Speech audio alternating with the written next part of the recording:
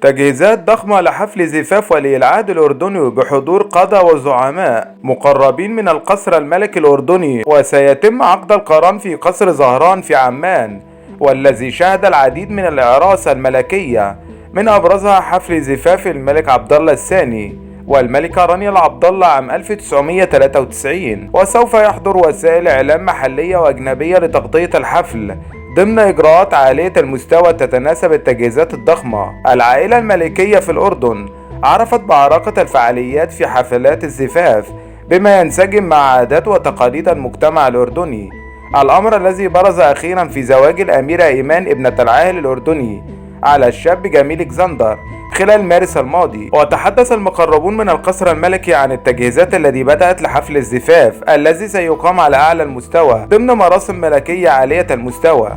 وبكده نكون وصلنا لنهاية الفيديو. لو عجبك اعمل لايك وشير، واشوفكم بكرة في فيديو جديد.